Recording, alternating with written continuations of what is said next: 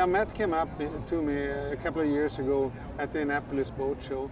He was standing, kind of looking a little bit lost and looking at the monitor. And after a while, I walked up to him and said, "Are you interested in a monitor windvane?" And he said, "No, I have one." "Oh, when did you get that, and who did you get?" "I bought it from you a couple of years ago." And so I said, my next question was, of course, have you done any sailing with it, or is it just sitting on the boat? No, I crossed the Atlantic single-handed and sailed down to Gambia in Africa and then back again single-handed. And he had a Pearson 323, and I asked him what he was going to do next, and then he told me that he was going to circumnavigate the Americas via the Northwest Passage. And I said, whoops. So I assume then, I said, that you're going to have a larger steel boat and a crew? And he said, no, smaller boat, and he was going to do it in an Albin Vega 27, which was 40 years old and on a very limited budget. But I was concerned that he didn't quite know what to expect up there.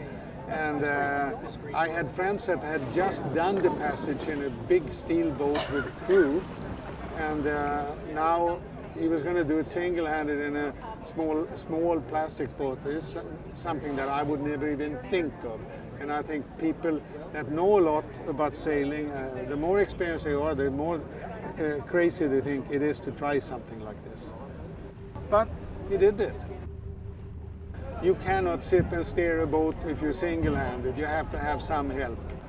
And the only two ways you can do it: with an autopilot, which means it's electronic and needs electricity, which you have to make yourself on a boat, and you have to store it yourself on the boat.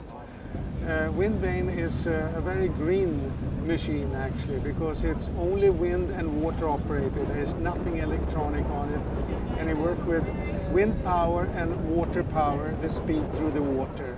And they're very reliable.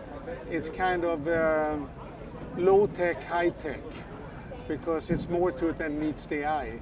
But they're very reliable, and they can go for almost forever. And if something goes wrong, you can fix them. Electronic products, you look at the black box, and that's it, you know. And that's certainly not available up in the Arctic. So you have to have reliable self-steering.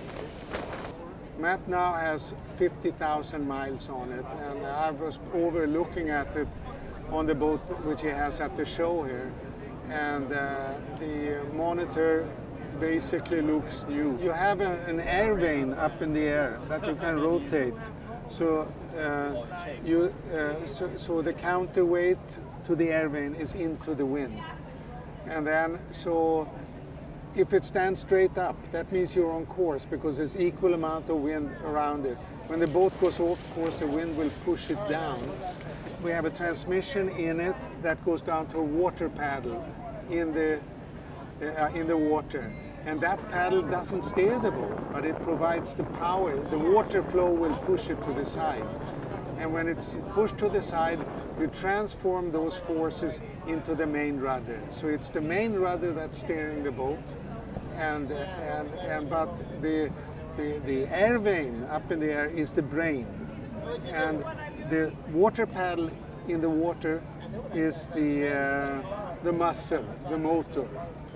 Okay, and that goes to the boat's own rudder that steers it. Either it has wheel or a tiller.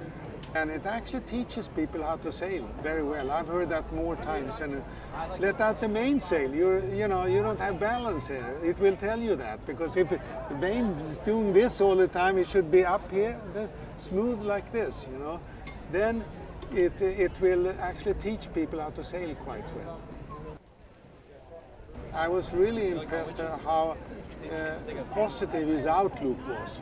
He didn't sit there and complain how miserable it was, which it must have been, because he had no heater, nothing. I mean, everything was molding and everything, and cold. When it was icebergs around, and he had to be up forever.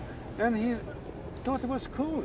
You know, he liked the loneliness up there, and he liked the birds and the fish that came and jumped around him.